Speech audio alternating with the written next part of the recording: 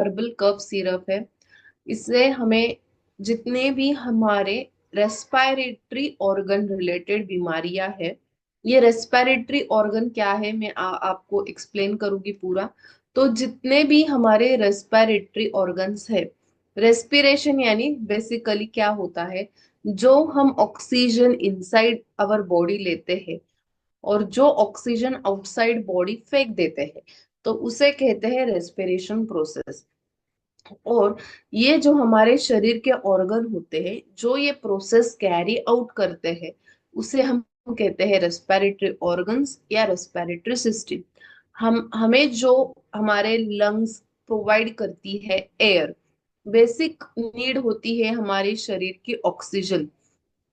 अगर हमारे शरीर में ऑक्सीजन लेवल्स कम हो जाते हैं तो पेशेंट के बचने के चांसेस बहुत कम हो जाते हैं। आपको पता होगा ड्यूरिंग कोविड सिचुएशन सब लोग अपना ऑक्सीजन लेवल चेक करते थे। यहाँ पे एक ऑक्सीजन लेवल का एक छोटा ऑक्सोमीटर हम कहते हैं मिलता है, वो हम उससे पता चलता है कि हमारे शरीर में ऑक्सीजन लेवल कितने हैं। अगर वो बहुत ही कम हो जाते हैं, इस बिटवीन द रेंज ऑफ 70 के बिलो, 80 के बिलो, तो एडमिट करने की जरूरत पड़ती है, क्योंकि उसे हम रेस्पिरेटरी अरेस्ट बोलते हैं। जैसे कि हार्ट अटैक आता है तो वैसे ही रिस्पिरेटरी सिस्टम में अरेस्ट बैठ जाता है, जिसके वजह से कॉम्प्लिकेशंस होने लगते हैं, ऑर्गन्स बचाने के चांसेस कम हो जाते हैं, पेशेंट को बचाने के चांसेस बहुत कम हो जाते हैं। तो पूरे रेस्पिरेटरी सिस्टम पे काम करने वाला हमारा ये सेडोरिल सिरप है। ये एक आयुर्वेदिक और नेचुरल प्रोडक्ट है। इससे बिल्कुल हमें फास्ट रिलीफ मिलता है। बेसिकली ये जो है, ये मैंने मेरे बच्चे को खुद को यूज किया था during his cold and cough condition. तो ये बिल्कुल बहुत अच्छे रिजल्ट्स देता है। इसके क्या क्या फायदे हैं और एलोपैथिक जो कफ सिरप होते हैं उसके क्या क्या दुष्परिणाम हमारे शरीर में है, ये पूरे आज हम सेशन को आपको देखने को मिल सकता है। अभी जो मैंने एक डायग्राम विजिबल की है स्क्रीन पे, तो वो है हमारे रेस्पिरेटरी सिस्टम। ये क्या है, ये है लंग्स। और उस वो जो लंग्स है उसके अंदर जो होते हैं उसे हम कहते हैं ब्रोंक्यूल्स।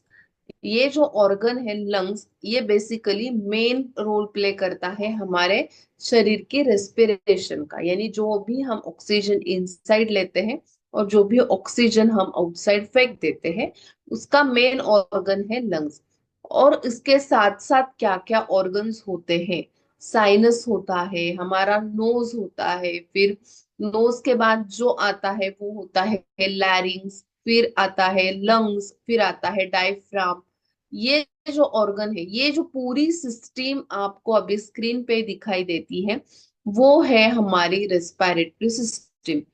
इसका कोई भी विकार, इसका कोई भी रोग अगर आपको है, तो डेफिनेटली हमारा ये जो सेडोरिल कफ सिरप है ये उस पे काम करेगा। तो ये बेसिक सिस्टम है रेस्पिरेशन की, जिसमें नेजल आता है यानी नोज आता है, नेजल कैविटी आती है, साइनस आते हैं, लैरिंग्स आता है, फिर लंग्स आते हैं, डायफ्राम आते हैं। हमारे शरीर में दो लंग्स होते हैं, एक राइट लंग और लेफ्ट लंग। तो दोनों भी इंपॉर्टेंट होते हैं हमारे रेस्पिरेशन सिस्टम कैरी आउट करने में। अभी जो कफ होता है, ये जो कफ किसके वजह से होता है, क्या क्या कॉजेस होते हैं ड्राई एंड वेट कफ के। शरीर में दो प्रकार के कफ पाए जाते हैं, एक होता है ड्राई कफ, एक होता है वेट कफ।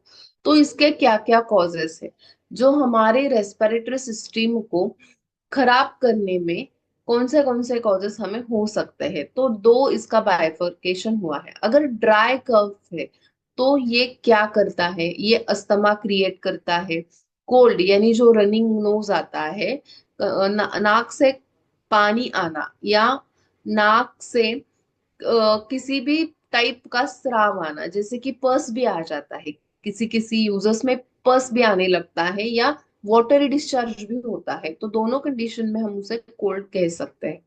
एक होता है जीईआरडी। ये जो जीईआरडी होता है, इसमें थोड़ा डाइजेस्टिव सिस्टम भी इन्वॉल्व होता है, वो उल्टा रिफ्लेक्स हो जाता है हमारे रिस्पिरेटरी सिस्टम में, इसीलिए हम उसे जीईआरडी कहते हैं।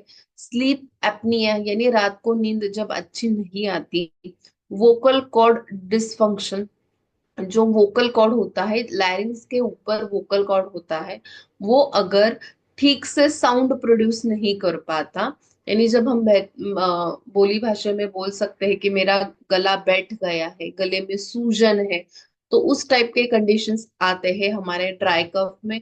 एलर्जीज जो होती है, यानी स्नीजिंग, कंटिन्यू स्नीजिंग हो जाती है, एलर्जी होती है जिसके वजह से सर्दी आ जाती है, कंटिन्यू स्नीजिंग आ जाते हैं, आप कंटिन्यू छींक लेते हो, तो उस कंडीशन में हम एलर्जी बोलती है, वो भी आ जाता है ड्राई कफ में। एंड कोविड जैसे कंडीशंस। और ये जो वेट कफ होता है, वहां पे भी कोल्ड आता है, कोल्ड दोनों कंडीशन में आता है, ड्राई कफ में भी और वेट कफ में भी। फ्लू आ जाता है, यानी फीवर जैसी बीमारियां होने लगती है, फीवर जैसे साइन सिम्टम्स उस यूजर्स में हमें दिखाई देने लगते हैं। लंग इन्फेक्शन होता है, cystic fibrosis, chronic pulmonary disease होते हैं, ब्रोंकाइटिस होता है। वेट कफ थोड़ा डेंजर है, ड्राई कफ इतना डेंजर नहीं होता, क्योंकि वेट कफ जो होता है वो क्रॉनिक कंडीशंस को पैदा करता है। ड्राई कफ एक्यूट कंडीशंस में आता है, लेकिन वेट कफ जो है वो क्रॉनिक कंडीशंस में आ जाता है। वेट कफ क्योर करने में काफी दिक्कत होती है कंपेयर टू ड्राई कफ। तो ये एक बेसिक बाइफर्केशन है कि आपको रेस्पिरेटरी सिस्टम में कौन से बीमारी या कौन से साइन सिम्टम्स देखने को मिल सकते हैं।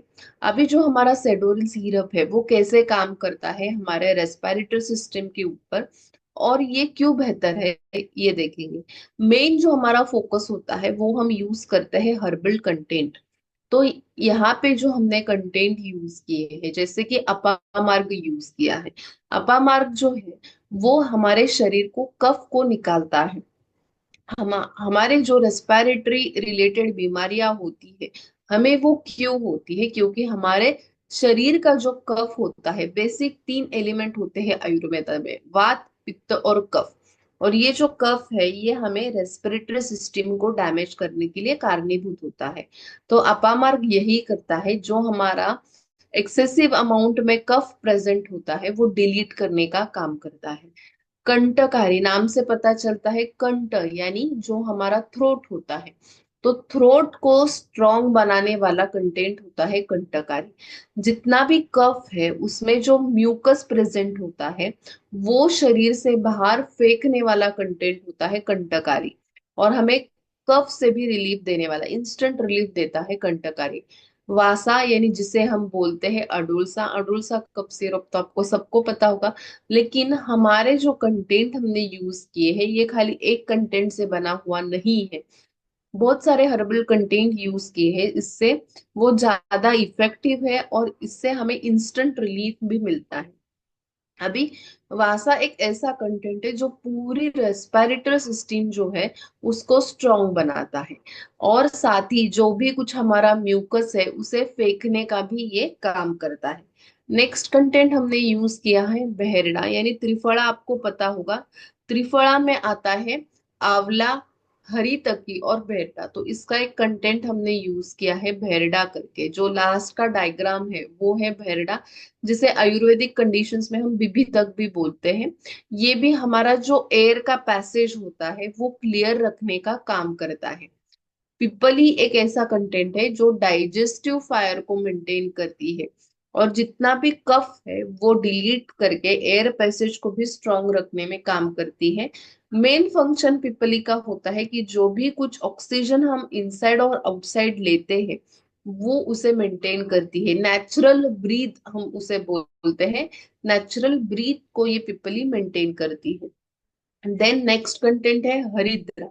हरिद्रा भी यानी आपको पता है हल्दी जिसे हम कह सकते हैं, चेस्ट कंजेशन को कम करने के लिए हल्दी बहुत काम करती है। जैसे कि किसी को घर में सर्दी है, जुकाम है, तो आप क्या करते हैं, हल्दी का दूध बना के देते हैं। ये क्यों होता है, क्योंकि हल्दी चेस्ट कंजेशन, जितना भी कफ है चेस्ट में पूरा भरा हुआ, और जब वो साउंड आ जाता है, घर घर करके साउंड आ जाता है, जब बहुत ज्यादा कफ चेस्ट में सैचुरेट हुआ है, तो उस कंडीशंस में हल्दी बहुत अच्छा काम करती है। साथ ही हमने टंकन यूज किया है, सूंठ यूज किए, वही सेम काम करते हैं, रेस्पिरेटरी सिस्टम को स्ट्रांग बनाते हैं, कोल्ड और कफ को कम करते हैं। नवसागर यूज किया। नवसागर एक ऐसा कंटेंट है जो समुद्र में मिलता है, और ये जो है ये फ्लू के कंडीशंस में बहुत अच्छा काम करता है। यानी फीवर है, कोल्ड है, कफ है, वीकनेस है, तो उस पे ये बहुत अच्छा काम करता है। पुदीना है, लौंग ऑयल है। लवंग ऑयल तो आपको सब लोगों को पता होगा कि एक ऐसा ऑयल है जिसमें यूजिनॉल नाम का कंटेंट है, जिसके वजह से इन्फ्लेमेशन कम हो जाता है, इन्फेक्शन पावर कम हो जाती है, ब्रीदिंग करने के लिए बहुत अच्छा इसका रिजल्ट है। जो हमारा नोज का पैसेज होता है वो क्लियर करता है। अगर रनिंग नोज है, वाटरी डिस्चार्ज है, तो ये भी ये कम करता है।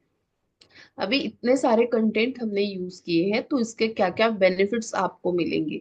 जितना भी एक्सेसिव अमाउंट का कफ आपके लंग्स में सैचुरेट हुआ है वो डिलीट करता है, वो बाहर फेंकने का काम करता है।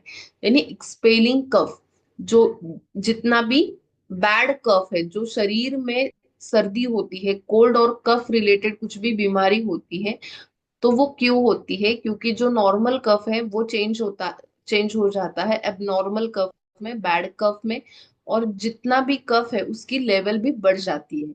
इसके वजह से ये सारे रिस्पिरेटरी प्रॉब्लम्स हमें हो जाते हैं। तो वो कम करने का काम हमारा सेडोरिल सिरप करता है। जितने भी आपके रेस्पिरेटरी कंडीशंस है, जैसे कि ब्रोंकियल अस्थमा है, ब्रीदिंग प्रॉब्लम है, एलर्जिक कंडीशन है, कंटिन्यू स्नीजिंग आ जाती है कहीं यूजर्स में, कंटिन्यू 12 महीने उनका वाटरी डिस्चार्ज होता है नोज से, तो उस कंडीशंस में बिल्कुल आप ये रेकमेंड कर सकते हो। साथ ही क्विक रिलीफ देता है ये कोल्ड में, कफ में, सोर थ्रोट है यानी गले में कुछ इन्फेक्शन है, गले में पानी पीना भी मुश्किल हो जाता है, जब आप कुछ खाने की कोशिश करते हो तो भी वो सॉलो करने में काफी दिक्कत आ जाती है, जिसे हम कहते हैं सोर थ्रोट। तो उस कंडीशंस में आप ये यूज कर सकते हो। ब्रोंकियस रिलेटेड ब्रोंकियल अस्थमा आपने काफी नाम सुना होगा, या जो साधा अस्थमा होता है, तो दोनों कंडीशंस में भी आप ये यूज कर सकते हो। ये जो हमारा कफ सिरप है ये बैक्टीरिया को डिस्ट्रॉय करता है, माइक्रो ऑर्गेनिजम्स को डिस्ट्रॉय करता है, वायरसेस को भी डिस्ट्रॉय करता है।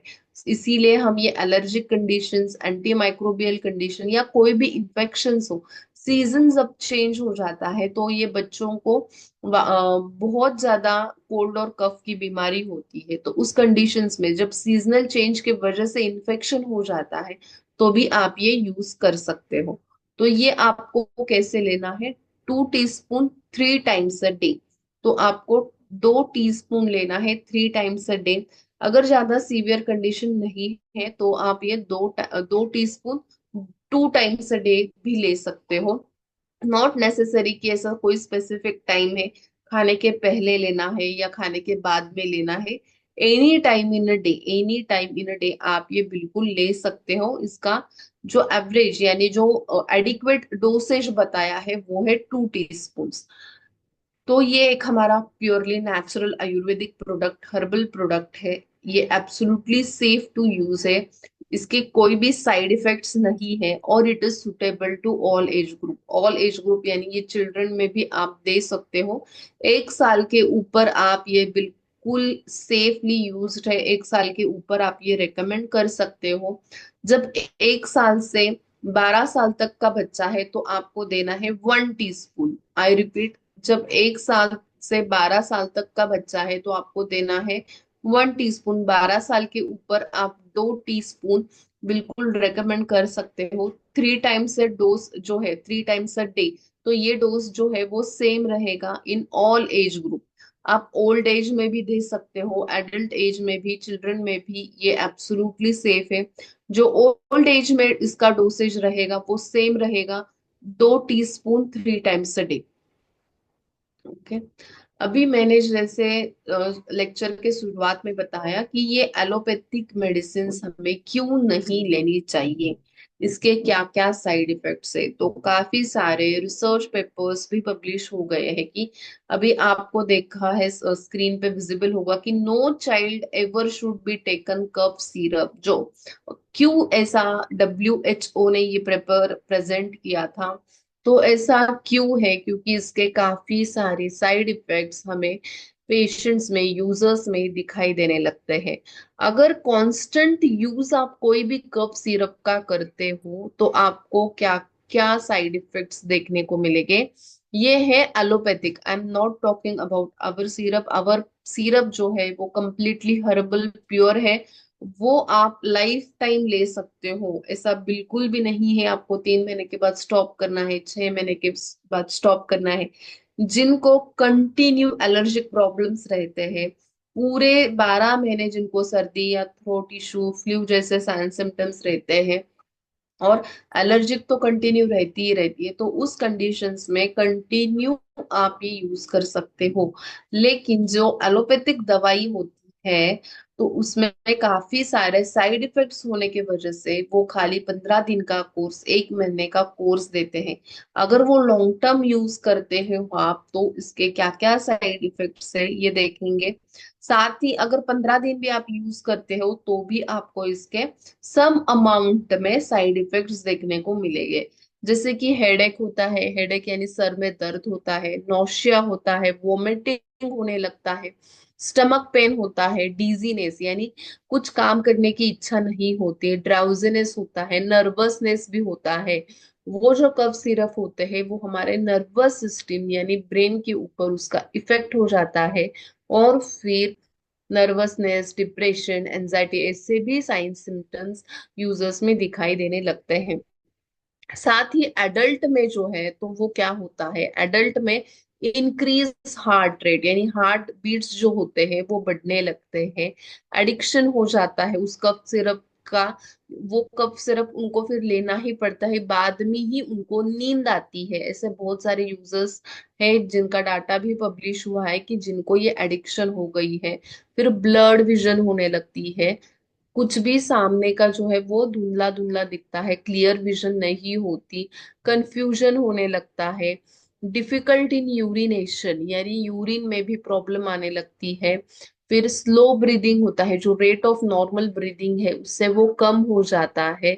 जितना भी हमारा ब्रेन का नर्व्स है वो वीक होने लगते हैं। तो इतने सारे साइड इफेक्ट्स आ जाते हैं in adult as well as in children. तो इट इज वेरी इंपॉर्टेंट कि आप फोकस करो आयुर्वेदिक प्रोडक्ट्स पे जो हमारे सेहत के लिए बिल्कुल सेफ है और बिल्कुल यूजफुल है। अगर आप क्या करते हो, आप लॉन्ग टर्म का नहीं सोचते, आपको कफ है, कोल्ड है, तो मेनी यूजर्स क्या करते हैं, कोई भी एक मेडिकल शॉप होता है वहां पे आप जाते हो, बोलते हो कि मुझे सर्दी है, जुकाम है, आप दे दो। तो वो एक 30-40 रुपए की आपको बोतल देता है, लेकिन वो काफी साइड इफेक्ट्स आपको देता है। It's not only about money. लेकिन आपको इन टूडेज एज आपको बिल्कुल अपने सेहत का ख्याल रखना चाहिए, क्योंकि वॉट यू आर टेकिंग, आप जो भी कुछ खाते हो, जो भी कुछ पीते हो, वो ही फ्यूचर में जाके आपको बीमारी पैदा करने में मदद करता है। तो डेफिनेटली कीप इन माइंड कि अवॉइड यूजिंग जितने भी एलोपैथिक ड्रग्स है, for everything, for everything. You won't believe कि मेरे घर में कौन सी भी एलोपैथिक दवाई हम लेते नहीं है। चाहे वो सर्दी हो, जुकाम हो, फीवर हो, वॉट एवर जितने भी डिसीजेस है वो सब हम आयुर्वेदिक तरीके से ही क्योर करते हैं। मेरा बच्चा 4 साल का है, वो भी प्योरली आयुर्वेदिक ही दवाई पे क्योर हो जाता है। ऐसे नहीं है कि आयुर्वेदिक दवाई बहुत टाइम लेती है क्योर करने में, या उसका रिजल्ट बिल्कुल नहीं होता, बिल्कुल भी नहीं। अगर आप जो भी गाइडलाइंस मैं आपको बताती हूँ वो प्रॉपर फॉलो करते हैं, प्रॉपर डोसेज लेते हैं, इंस्टेंट रिलीफ और इंस्टेंट रिजल्ट आपको मिलता ही मिलता है।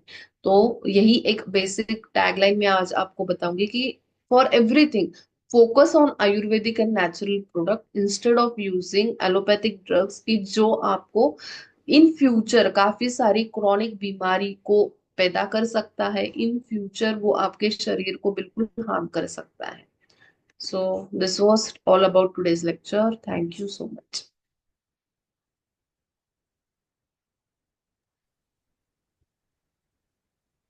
थैंक यू रिंचल मैम, आज फिर से यस। वंस अगेन आपकी वैल्यूबल नॉलेज और इन्फॉर्मेशन के लिए।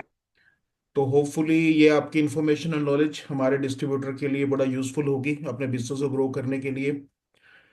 तो ऑलमोस्ट प्रोडक्ट छोटा था, तो जल्दी ऑलमोस्ट 10-15 मिनट में कोई यस भी चीज़ हमने फीचर कवर कर ही लिए हैं इसके। ज़्यादा इस पे कोई बहुत ज़्यादा लंबा चौड़ा करने वाला तो होता ही नहीं वैसे कफ सिरप पे जी। Yes yes. चलो कुछ एक लोग की क्वेरी है, तो इस क्वेरी के ऊपर, इसी के ऊपर करते हैं जी। सबसे पहले जी, बलजीत जी। बलजीत जी हेलो। अनम्यूट है आप सर। जैन सर, जैन नीचे मैम, क्या हाल चाल है जी? यस मैम ऐसा है कि जैसे ही किसी को खांसी है, कफी है, पुराना भी है, तो चलो एक आपने बता ही दिया है कि हम इसको दिन में 3 टाइम दे दें, ट्वाइस ए चम्मच स्पून। और अगर इसमें जल्दी इफेक्ट लाने के लिए हम इसको क्या गुनगुने गर्म पानी में 2 चम्मच ऐड करके साथ में नमक ऐड करके दे दो, कुछ क्या बेनिफिट हो सकता है ज्यादा कुछ? नहीं, ऐसा कुछ नहीं है। नमक ऐड करने से या गर्म पानी से ज्यादा आपको कुछ इफेक्ट नहीं होगा। आप एक काम कर सकते हो, ये सिरप जैसे मैंने बताया उसी फॉर्म में दे सकते हो। साथ में सजेस्ट कर सकते हो कि आप दिन में इंस्टेड ऑफ टेकिंग नॉर्मल या कोल्ड वाटर, आप हॉट वाटर या लूक वार्म वाटर ले सकते हो। ओके। मतलब कि अगर जैसे खांसी बहुत पुरानी होती है, बिगड़ी होती है ना, तो आदमी सोचता है कि इसको सही जल्दी से जल्द नॉर्मल करने के लिए क्या हम दे सकते हैं ना।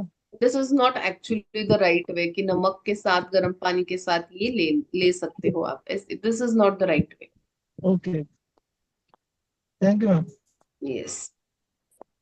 जी देन विनोद शर्मा जी। जी जी जी। जय हिंद टू ऑल, जय हिंद जेंटलमैन। जी जी। हाँ, मेरी एक क्वेश्चन है, जिनको डायबिटीज है उनके लिए क्या डोज रहेगा, क्या उनके लिए जो सूटेबल है या कुछ और? यस, ये diabetes patient, heart related, BP related सब पेशेंट्स में आप एब्सोल्युटली सेफ है टू यूज, और इनका डोसेज सेम होगा जो मैंने अभी बताया। जी जी, थैंक यू जी। यस।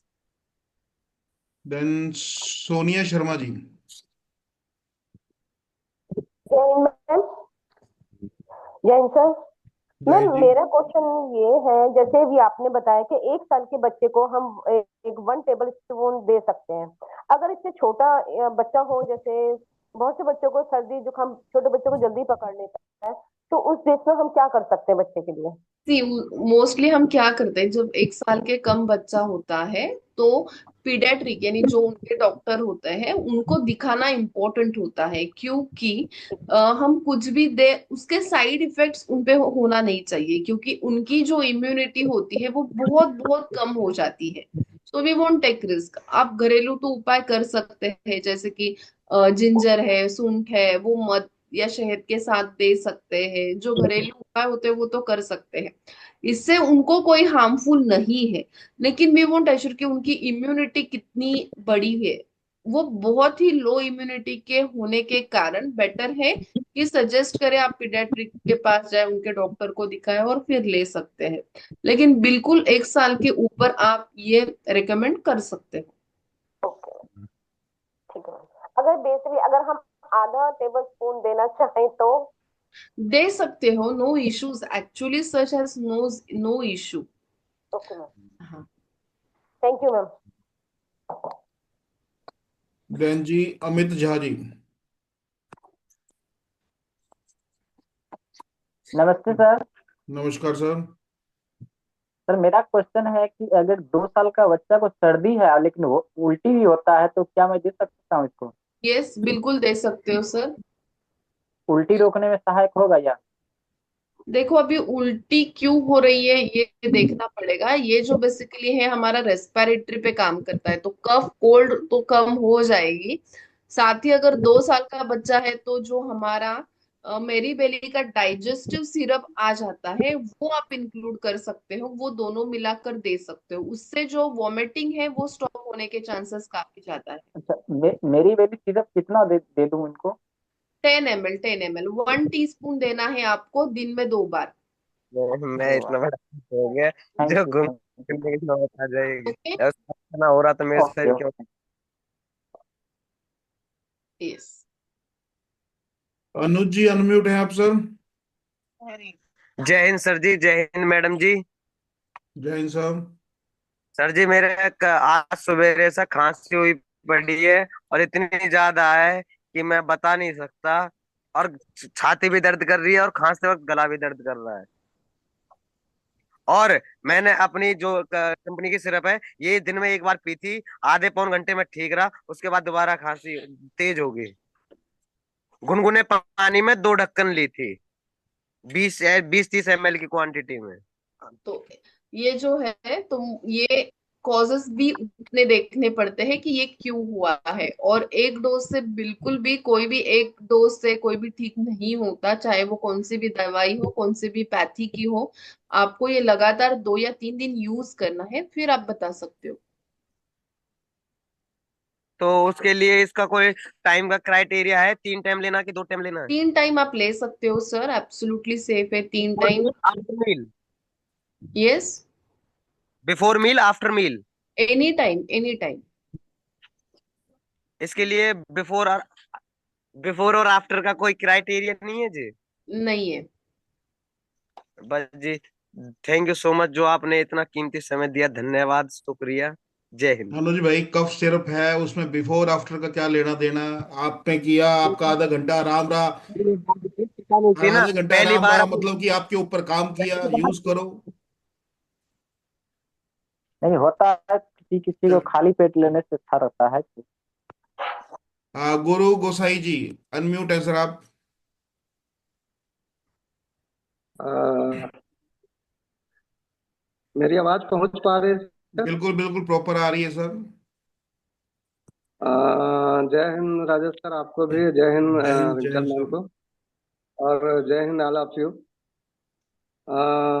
ये दवा मैं यूज किया हूँ सर, कुछ अपने तरीके से, बट इसको रियल में लेना कैसे है ये थोड़ी सी जानकारी लेनी थी मुझे। कि जैसे 1 चम्मच ले रहे हैं, 2 चम्मच ले रहे हैं, तो उसको पानी मिला के लेना है, तो पानी गर्म लेना है या ठंडा लेना है, ये थोड़ा सा सर क्लियर देखो, करना। यस जी देखो सर, जी आप ये दिन में 3 बार यूज कर सकते हो, ठीक है? दिन में 3 बार कभी भी यूज कर सकते हो, खाने के पहले, खाने के बाद में। आपको ये यूज करना है 2 टीस्पून, यानी 2 चम्मच आपको लेना है at a time. Not necessary कि आप ये पानी में मिक्स करके ले। डायरेक्ट टीस्पून आप ले सकते हो, बाद में आप वार्म वाटर या कुछ गर्म पानी पी सकते हो। नहीं पिया गर्म पानी तो भी चल सकता है। आप नॉर्मल टेम्परेचर का जो वाटर होता है वो भी आप ले सकते जी हो। जी जी जी। तो थैंक यू मैम। मैं इनको जो है अब अपने तरीके से दिया था, हमारी माता जी लगभग 70+ है। ओके। तो मैं सभी लोगों को यहाँ बताना चाहूंगा, तो कह दीजिए कि बहुत शानदार रिजल्ट है मैम। जैसे एलोपैथिक में तुरंत रिजल्ट आता है ना, यस। वैसा ही इसमें जो है रिजल्ट है, कह दीजिए, और बहुत शानदार है, बहुत ही, मतलब मैं अब कुछ कह नहीं पाऊंगा, ऐसा रिजल्ट है। तो मैं थैंक यू भी कहना चाहूंगा हमारे ओरेटिक्स मिस्टर सीओ सर को, कि इन्होंने इतना बेहतरीन सा प्रोडक्ट जो है हमें ला करके दिया। तो थैंक यू मैम, आपने भी बहुत अच्छी जानकारी दी है, और हमारे राजेश सर तो ग्रेट है ही हैं। Thank you ma'am, thank you sir. Then जी, निवास महतो जी। जय हिंद सर। जय हिंद जी।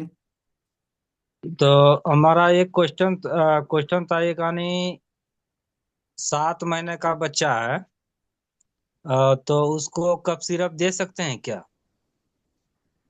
उसका कफ जो है ना घर घर कर रहा है। यस, वही मैंने बोला कि आप जो 1 साल तक बच्चे होते हैं, वो डॉक्टर के पास उनको लेके जाओ, प्रॉपर उनका डायग्नोसिस करो, फिर हम उनको पूछ ले सकते हो आप कि नहीं ये हमारा आयुर्वेदिक सिरप है, हम दे सकते हैं। उन्होंने परमिशन दी तो बिल्कुल आप दे सकते हो। लेकिन 1 साल तक जो इम्यूनिटी पावर होती है बच्चों की, वो बहुत कम होता है। जो भी कुछ आप देते हो उसका तुरंत असर उनके ब्रेन पे जाता है, उनके स्टमक पे जाता है। इसके वजह से आप जिसे भी आपके फैमिली डॉक्टर है उनको पूछ कर ये बिल्कुल आप दे सकते हो। पैखाना भी नहीं चलो, हो रहा है, क्या? यानी उस गैस बन जाता है पेट में उसका, बच्चे का। कॉन्स्टिपेशन है मैम, कह रहे हैं जी। यस यस, कॉन्स्टिपेशन है तो हमारा एक मेरी बेली सिरप भी आ जाता है। वो भी एक्चुअली ऑल एज के लिए सेफ है। फिर भी आप प्रॉपर जो भी आपके फैमिली डॉक्टर है उनसे पूछ के दे सकते हो। ठीक। Okay ma'am. यस। देन जी मनोज कुमार जी। मैं जो सबका बच्चा है उसको दे तो सकते सर हैं। ये मेरा दीदी है, इसको दे। मनोज कुमार जी आपका वॉइस ब्रेक हो रहा है थोड़ा।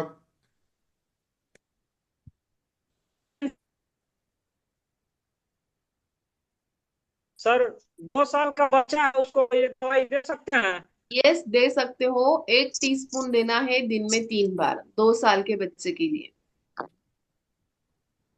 जैसे सर जो भी होता है तो भी यूज करता है, तो नहीं, इनकी आवाज नहीं आ रही। आवाज बहुत ब्रेक है मनोज जी, अगर आवाज प्रॉपर नहीं आ रहा तो आप चैट में मैसेज करके भेज दीजिए, उसको हम देख के रिप्लाई कर देंगे आपका प्रॉपर सर।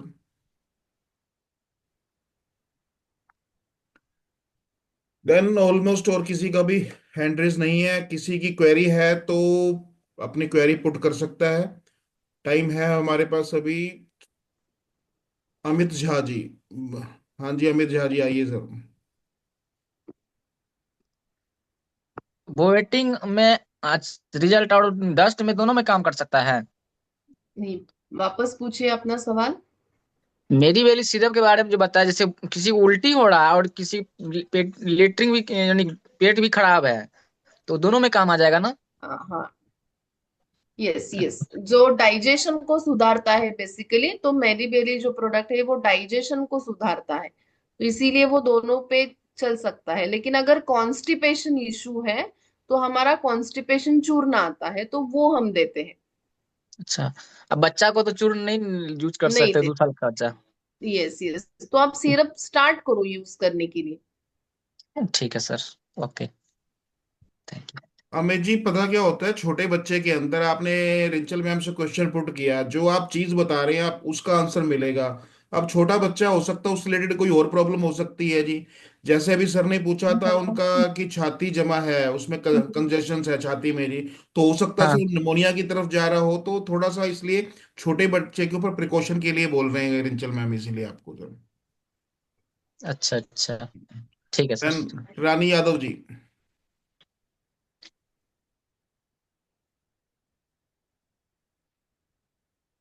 जय हिंद मैम। जय हिंद सर। जय हिंद जी। मैम ये पूछना चाहते हैं कि कोई किडनी से कुछ जो एक हमारे डॉक्टर साहब हैं उत्तराखंड से, वो किडनी के विषय में पूछ रहे थे कि अगर किडनी जैसे खराब है, अगर कुछ प्रोडक्ट है तो बताइए किडनी के विषय में।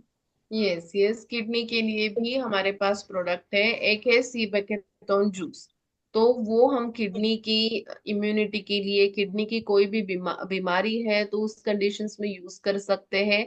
दूसरा है मल्टी अमृत अल्कलाइन ड्रॉप्स। ये जो अल्कलाइन ड्रॉप्स है ये भी किडनी के रिलेटेड डिसीज में काम करते हैं। और तीसरा है मल्टी अमृत वेजी टैबलेट, तो ये भी काम करती है। तो ये 3 प्रोडक्ट का कॉम्बिनेशन आप उनको सजेस्ट कर सकते हैं।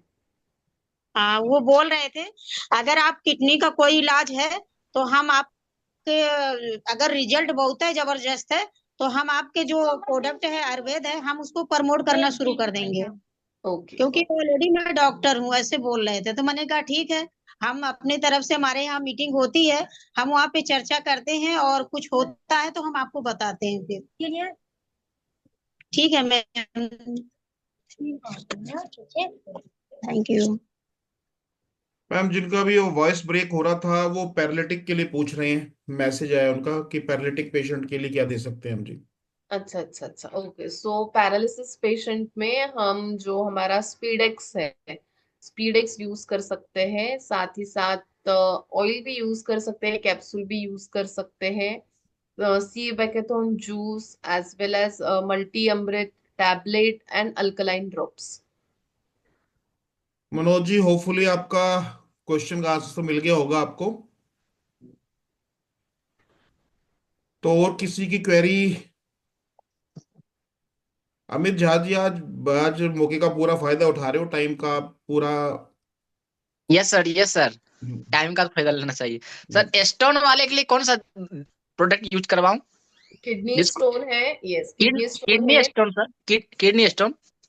तो आप सीबेकेथॉन जूस, अल्कलाइन ड्रॉप्स और मल्टी अमृत वेजी टैबलेट, ये तीनों दे सकते हो।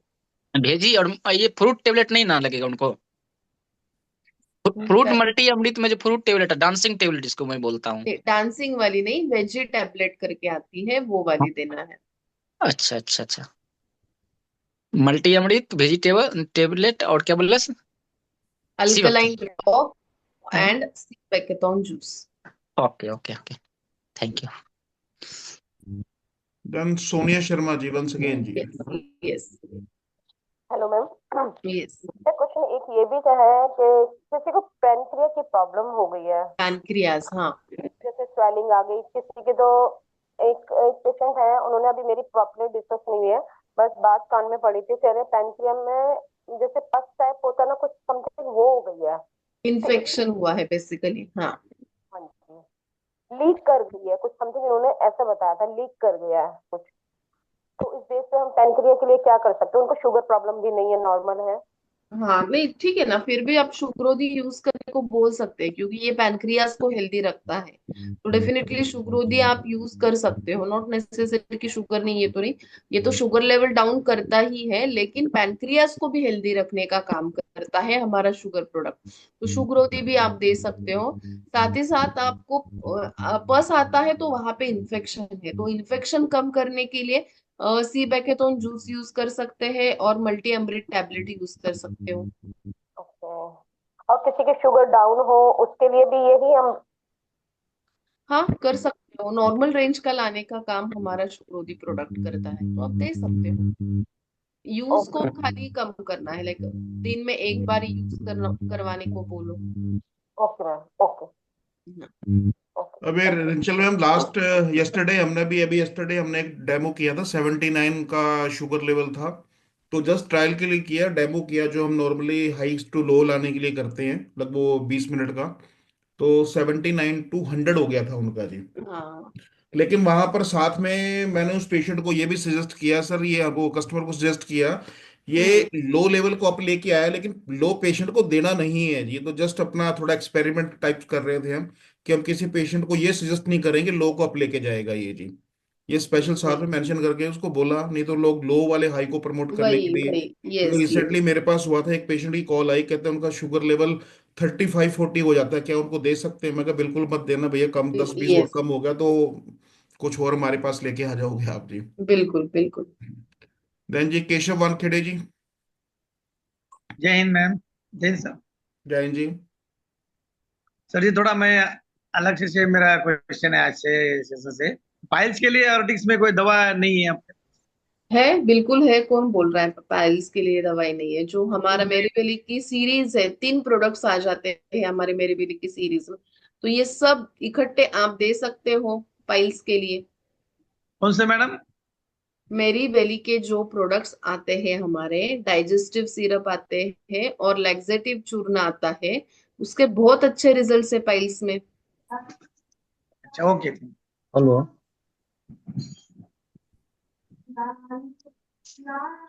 हम नेक्स्ट सेशन रखेंगे मेरी बेली के प्रोडक्ट्स के ऊपर, काफी दिन बिल्कुल हो गए बिल्कुल। लिया नहीं। मैम ये फाइल्स का जैसे इन्होंने पूछा, मेरे पास एक टेस्टिमनी था, उसको हमने ये 24 अमृत दिया, विद इन 1 मंथ उसको ऑलमोस्ट बहुत बेनिफिट मिला था उसकी वजह से ही। जो उसका इशू था, हालांकि ये हो सकता है उसको रिसेंटली स्टार्ट हुई थी 4-5 महीने से, यस तो 1 मंथ में उसको ऑलमोस्ट उसकी वो एक तरह से हम क्या कह सकते हैं, क्योर हो गई एक तरीके की। उसके बाद अभी तक ऑलमोस्ट मोर देन 1 ईयर हो चुका है, तो दोबारा उसकी डिमांड हेलो। प्रॉब्लम आई नहीं उसमें जी। Then hello. Santosh Kumar ji. Hello sir. Hello sir, हाँ जी आइए संतोष जी। मैम नमस्ते। मैम मेरा क्वेश्चन हेलो। थोड़ा शुगर था। हेलो। हाँ जी जी, कंटिन्यू कीजिए संतोष जी। मैं कहता सर कि मैंने ना अपने चाचा जी को शुगर के लिए शुगर रोधी और अल्कलाइन ड्रॉप और एक प्रेशर रोधी दिया था, अभी 1 हफ्ता हुआ है। तो उनका शुगर लेवल जो है ना, गोली खाने के साथ भी एकदम से अप हो गया। मतलब पहले था उनका 125 और फिर एक दो 195 हो गया। तो खाने वो के थोड़ा बाद तो घबरा गए। शुगर लेवल्स बढ़ते ही है, इट इज नेचुरल। अगर आप मेरे नहीं भी मैम, शुगर लेवल्स चेक करेंगे खाने के बाद तो वो राइज हो गए। नहीं मैम, खाया कुछ भी नहीं था उन्होंने। तो एम्प्टी स्टमक आपने चेक किया था? जी जी। शुगर रोधी एक्चुअली क्या अप्लाई होता है, किया था? हाँ जी मैम, एक्चुअली होता है क्या है मैम कि उनको ना जैसे शुगर बढ़ता है ना उनका, तो उनको झटके से लगते हैं। ओके, उनको कुछ मेडिसिन या इंसुलिन शुरू है अभी? नहीं, क्यों? इंसुलिन तो वो लेते ही नहीं है, उनको शुगर कहते हैं 125 से ऊपर फाइन। एलोपैथिक मेडिसिन भी कुछ भी नहीं लेते वो? मेडिसिन देते हैं मैम। लेते शुगर हैं ना कितनी थी संतोष जी मेडिसिन? उनकी पहले? सर पहले 125 के आसपास रहती थी, और कभी आप होती थी तो 150 तक जाती थी, इससे नहीं ऊपर नहीं, नहीं, जब आपने गोली के साथ। डेमो डेमो किया तो डेमो करने के वक्त शुगर कितनी थी उनकी जी? नहीं नहीं सर, डेमो करा था तो उसको करके देने के बाद जब उसने एक हफ्ता यूज किया है ना, तो एकदम से उनका शुगर लेवल बढ़ गया। बेसिकली देखो, 125 लेवल के लिए हमें तो शुक्रोधी यूज करना ही नहीं है, ये बेसिक है। तो आपने जी। क्यों यूज किया फिर? अगर नहीं, 125 उनकी शुगर है तो वो नॉर्मल रेंज में शुगर है। नहीं मैम, अब हो जाता है उनको बीच में, जैसे रहता है गोली खाने के बाद उनका नॉर्मल रहता है ना, तो एक्चुअली हुआ क्या कि 150 तक पहुंचा था उनका शुगर से वो, जैसे मैंने बताया कि झटके लगते हैं उनको शुगर जब उनका बढ़ता है। नहीं, और सो उनको दैट माइट बी कि दूसरी भी कोई प्रॉब्लम होने के चांसेस है। अगर शुगर के पेशेंट में ट्रीमर्स आना, ये it's not only the sugar की साइन कि शुगर बढ़ी है तो ट्रीमर्स आते हैं।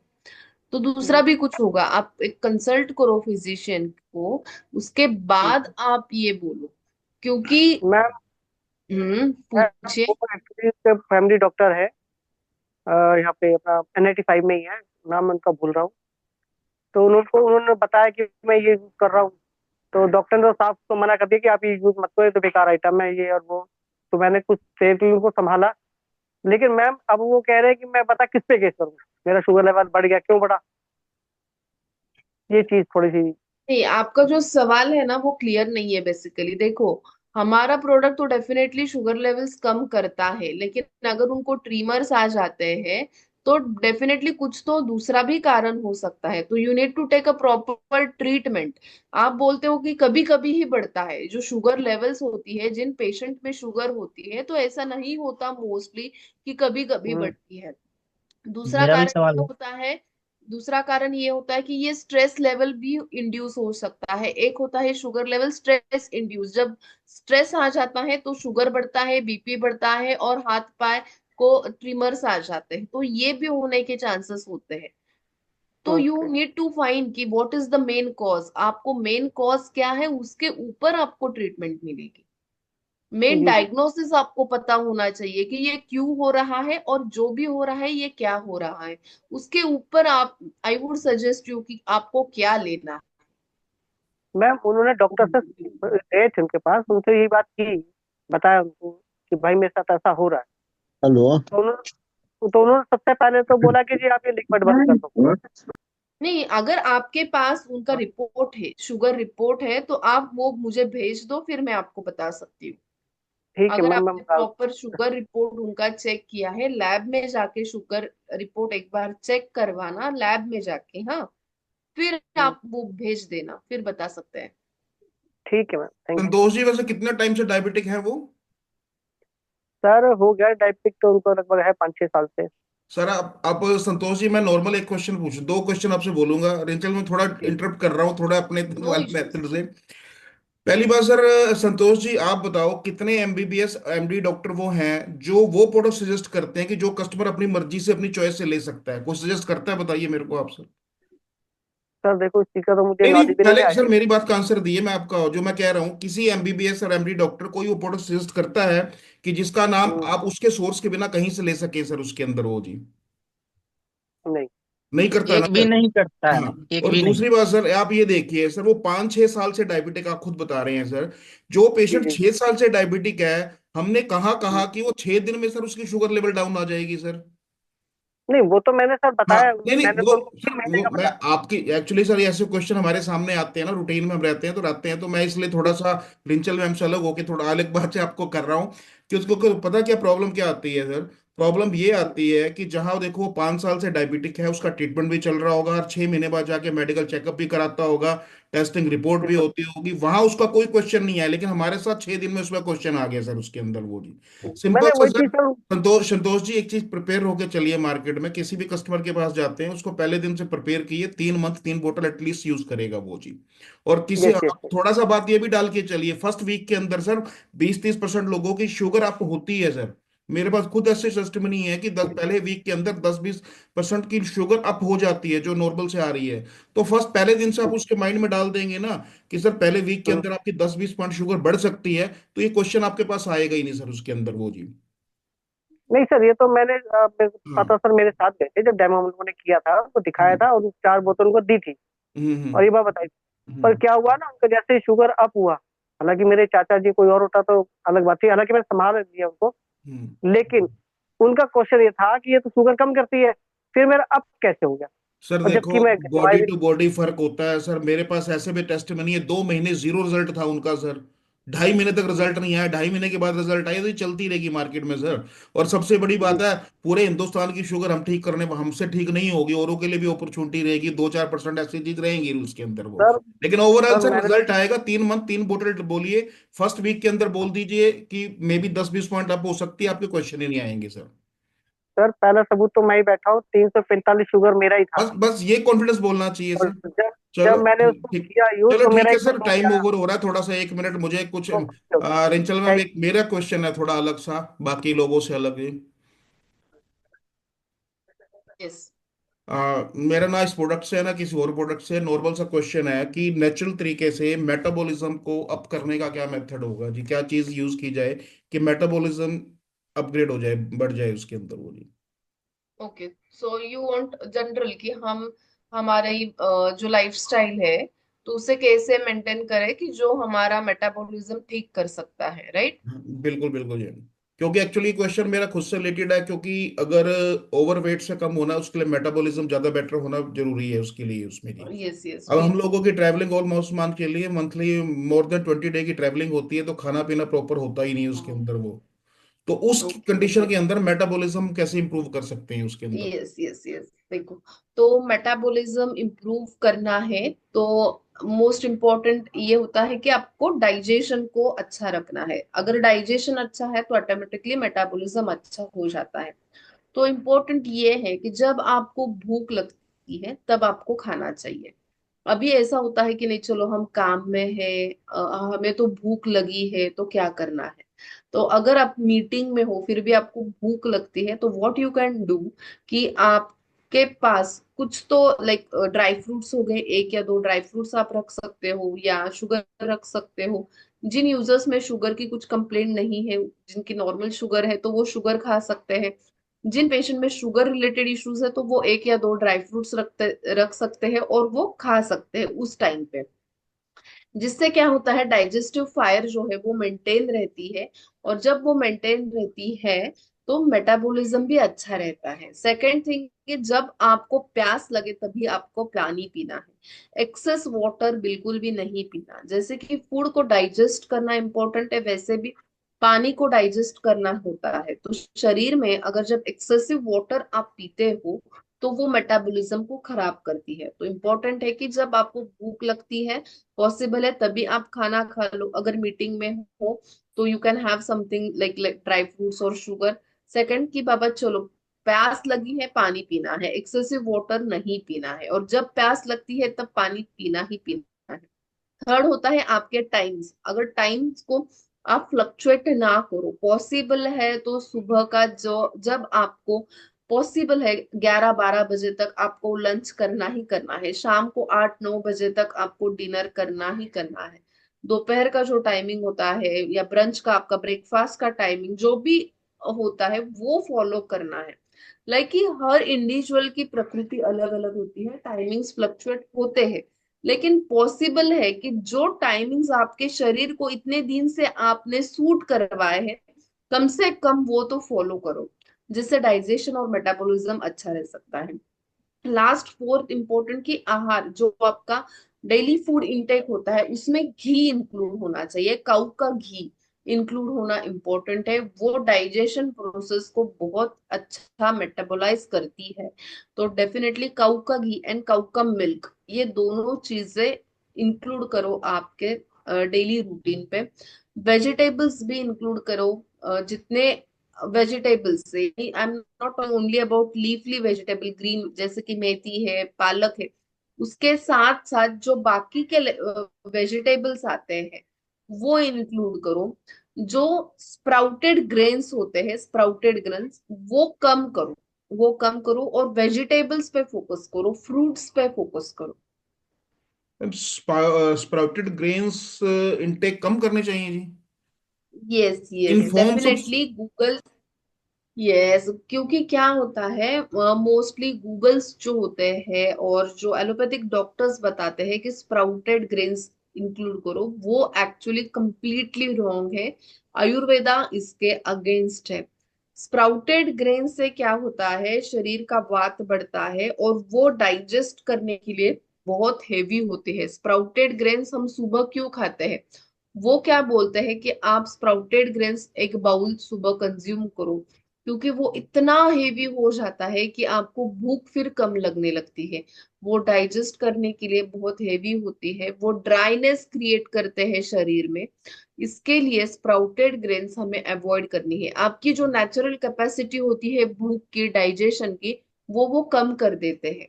लेकिन उनके दिमाग में एक ही होता है कि सुबह का ब्रेकफास्ट हेवी होना चाहिए, इसके वजह से वो बोलते हैं स्प्राउटेड ग्रेन्स खाओ, विच इज रॉन्ग।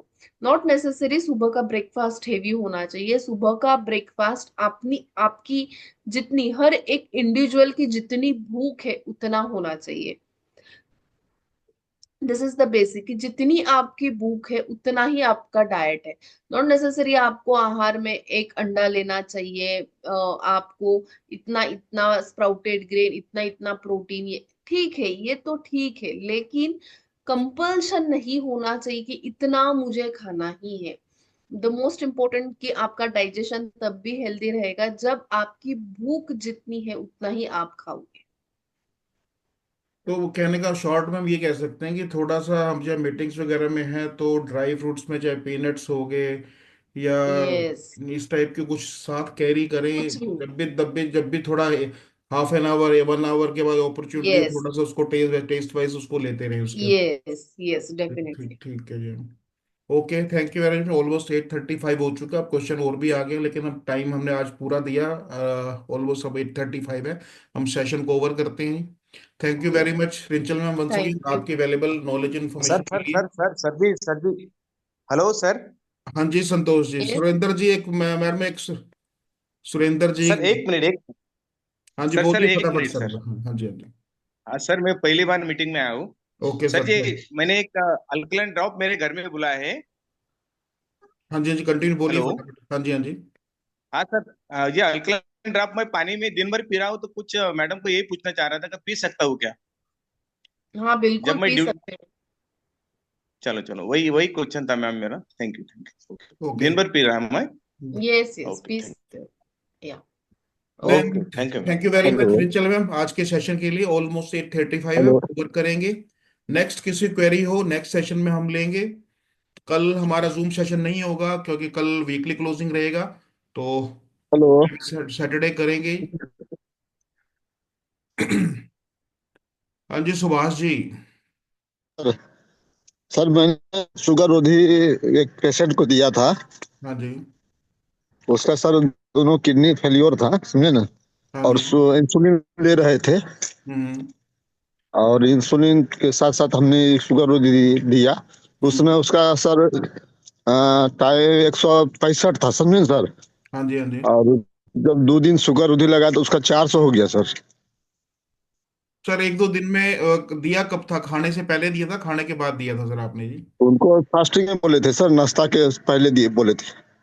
हम्म, उसका सर दोनों नाश्ता। किडनी फेल्योर है सर। सर इसके बारे में तो देखो किडनी फेलियर है, इसमें मैं सजेस्ट नहीं करूंगा। आप रिंचल मैम के नेक्स्ट सेशन में आप क्वेश्चन करिएगा सर, क्योंकि जो ठीक क्रिटिकल ठीक वाली सर। चीज, मैं वैसे प्रोडक्ट सजेस्ट कर देता हूँ लेकिन सर क्रिटिकल पेशेंट के ऊपर मैं सजेशन नहीं करता क्योंकि वो स्पेशलिस्ट डॉक्टर का है, तो उसमें मुझे मैं नहीं बता पाऊंगा। तो भी उनको next multi Tuesday. Tuesday multi को अमृत सजेस्ट कीजिए, बहुत अच्छा रिजल्ट दे रहा है मल्टी अमृत। मल्टी अमृत। Amit Amit ji, kidney failure cases है तो ये डॉक्टर का सजेस्ट, डॉक्टर मत बनिए। ट्यूसडे को डॉक्टर मैडम का सेशन होगा, वो प्रोडक्ट सजेस्ट करेंगे इसके अंदर वो जी। ठीक है सर, ठीक है सर। हाँ जी। रिंचल मैम तो जा चुकी हैं। अगर मंजू राठी जी आपका क्वेश्चन है तो बता दीजिए, हो सकता है हम आपकी क्वेरी क्लियर कर दें जी। हाँ, जय हिंद सर। जय हिंद जी। मैंने एक्चुअली क्या 27 जनवरी को मतलब किसी को शुगर का दिया था, तब उनकी शुगर 218 था, हाँ जी। मतलब यूज करने से पहले। फिर उसका 2 पॉइंट ही कम हुआ, लेकिन उसने विश्वास पे मेरे से बॉटल ले ली। हाँ जी। हाँ जी। फिर उसने मुझे अर्ली मॉर्निंग मुझे भेजा, उन्होंने रिपोर्ट 88 था ओके। खाली पे, फिर 106 हो गया। फिर आज वापस उन्होंने, वो डेली चेक नहीं करती है, आज मुझे भेजा वापस 130 हो गया सर उनका रिपोर्ट। तो उन्होंने क्या किया, डॉक्टर के मतलब बिना पूछे डॉक्टर की दवाई को कम कर दी। तो मैंने उनको बोला, मैम आप पहले डॉक्टर को दिखाइए, फिर आप दवाइयाँ कम करिए, अपनी मर्जी से मत करिए कम। बिल्कुल बिल्कुल जी। तो मेरे को बोलते मैडम इससे कोई साइड इफेक्ट तो नहीं होता, हर कोई ये पूछ रहा है। मैं बोला सर यही बोलना था, मैंने साइड इफेक्ट तो कुछ नहीं होता इसके हमारी वजह से तो। नहीं देखो मंजू मैम, साइड इफेक्ट हमारे प्रोडक्ट का कोई साइड इफेक्ट नहीं है। अपने को 3 साल ऑलमोस्ट हो गए हैं, तो मैं 3 साल से ही हूँ कंपनी के साथ। तो अपने पास साइड इफेक्ट का ऐसा कोई केस अभी तक नहीं, एक सिंगल केस भी नहीं मैं आया। वही बोले ये उनको। हाँ ये सर। जरूर हो सकता है किसी को रिजल्ट लेट मिला हो, किसी को जल्दी मिला हो सकता है कि टाइम पे जब हम एक्सपेक्टेड थे उसको रिजल्ट नहीं मिला है जी। तो लेकिन तो सर हाँ, तो एक अगर 111 130 टोटल नॉर्मल तो टोटल क्या उनको कितना मना टाइम करेंगे? हुआ है उसकी देते हुए बोतल को आप? 15 दिन ही हुआ है सर अभी तो। 15 दिन हम चलने दो, को थोड़ा ट्रस्ट करो भैया, चलो यूज करो, अभी कोई नहीं। 15 दिन में तो प्लस माइनस रहेगा रहेगा उसके अंदर वो। और सर मैं मेरे हस्बैंड की बात करूंगी, उनको मतलब 252 थी उनका, मैंने कल चेक किया 111 आ गया है। हम देखो आपके पास खुद के टेस्ट बनी है तो आपका तो क्वेश्चन वैसे ही हाँ, नहीं होना चाहिए हमारे तक। तो मैं इतनी ये पूछ रही हूँ इतनी सर, मतलब इनको इत, आगे कंटिन्यू रखूं या नहीं रखूं? नहीं नहीं, अभी 4 कंटिन्यू महीना हो रखिए, गया। हम कंटिन्यू रखिए, उनको चलने दीजिए मैं उसको। सर इसी के बेस पे मैं भी बहुत सारी स्टॉलें लगाती हूँ, हर जगह मैं जा रही हूँ सर। अभी भीलवाड़ा गई, पाली में भी लगाया मैंने, अच्छा रिस्पॉन्स मिल रहा है सर इसका मुझे। बस बस यही लोग पूछ रहे हैं कि साइड इफेक्ट नहीं हो, और कुछ नहीं है सर। नहीं नहीं, साइड इफेक्ट नहीं है उसमें, आप रिलैक्स रहिए, कोई साइड इफेक्ट नहीं है जी इसमें। Okay sir, okay, thank you sir, यही पूछना था। ओके। हाँ जी। सुफल करुण जी।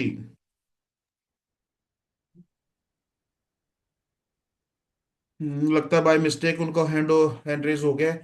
चलो ठीक है, हम ऑलमोस्ट 8:40 हो चुके हैं, हम सेशन को ओवर करेंगे। थैंक यू वेरी मच आपके वैल्यूबल प्रेजेंस के लिए। ऑलमोस्ट 40 पार्टिसिपेंट अभी भी हमारे साथ हैं, यानी कि कुछ लोग नॉलेज और उसके लिए प्रिपेयर रहते हैं जी। हाँ सर, नमस्ते सर। हाँ नमस्ते सर, रुक रुक के आ रहे हैं आज सब सर सारे जी। हाँ सर, तो मैडम जी आगे बोल दिए तो सर इसलिए मैं रुक गया था। हाँ जी। हाँ जी, बोलिए सर। हाँ सर, तो एक 2 साल का बच्चे का एक प्रॉब्लम था सर, तो आज ही उसके पिताजी को मैं शुगर रोधी दे के आया हूँ, शुगर हाँ जी। प्रॉब्लम है। हम्म। तो शुगर टेस्ट किया तो सर ये 266 था। हाँ जी। और उसके बाद जो हमारा प्रोडक्ट यूज करने के बाद हम्म। आधा घंटा के बाद सर फिर टेस्ट किया तो हम्म। 337 हो गया सर, सर, तीन सौ 2 साल सड़सठ के बच्चे का सर मैडम सजेस्ट करेंगे, मैं उसमें नहीं राय दे पाऊंगा सर। नहीं नहीं नहीं, ये बच्चे का नहीं है सर, उसका पिता का है सर। तो 2 साल बच्चा मेंशन किया ना आपने सर साथ में जी। बच्चे का पूछ रहा ये पूछने के लिए बताया था उसे। उसका बच्चा है 2 साल का, 2.5 साल का। तो हम्म। सर पूछ रहा था कि मैम को पूछना चाहिए था, तो आपको पूछ रहा हूँ थोड़ा उसका सजेस्ट निकालने निकालने के लिए। कि बच्चे को कोई प्रॉब्लम ना हो ये पूछ रहे हैं, मतलब क्या क्वेरी उनकी सर। नहीं नहीं सर, जन्म से कोई प्रॉब्लम है ये उसके बारे में पूछ रहा हूँ सर, क्या उसका सजेशन हमारा पास होगा क्या बोल के। सर सुफल जी, इसका ट्यूसडे को क्लियर करिएगा मैडम से, वो ज्यादा बेटर बता पाएंगे सर। तो आपको बता देता हूँ सर, उसका प्रॉब्लम थोड़ा बता देता हूँ। हम्म। तो बच्चा जो है सर पैदा होने के बाद 7 डेज ये बेहोश में था। अच्छा जी। हाँ, तो हॉस्पिटल में था। उसके बाद थोड़ा होश आया 7 दिन के बाद। तो सर उसका जो ब्रेन है ना, ब्रेन में थोड़ा जितना भी ये है सर, तो पानी है। सर ये डॉक्टर मैडम ही सजेस्ट करेंगे इसको, सुफल जी हाँ थोड़ा सर, टेक्निकल चीज है सर हाँ उसमें तो जी। क्योंकि क्योंकि मैडम मैं डॉक्टर नहीं हूँ सर, मैं तो सिर्फ आपकी जैसे आप नॉलेज गेन की है मैंने भी वैसे ही नॉलेज ली है सही बात एक्सपीरियंस। है, लेकिन आपको ये नहीं बता रहा हूँ सर, आपको इसलिए बता रहा हूँ कि मैडम से बात कर सकते हैं। हाँ हाँ, कोई दिक्कत नहीं सर, ट्यूसडे को आपकी बात करा देंगे। हाँ सर, हाँ हाँ हाँ हाँ। ट्यूसडे तो को आप थोड़ा टाइम से हैंड रेस कर लीजिएगा, पहले आपका मैं क्वेश्चन मैडम से करा दूंगा सर उसके अंदर वो जी। तो सर देखिए ना, वो आज जो है वो ये छोटे बच्चे का पिता को मैं शुगर रोधी दे के आया हूँ। तो उस बच्चे के बारे में वो बंदा पूछ रहा था सर, तो नहीं हमारा कोई जो नहीं, बच्चा। कोई नहीं, ट्यूसडे को आपकी बात करा देंगे मैडम से। Okay sir, okay okay. Okay जी, ओके। देन लास्ट जी पवित्रा जी।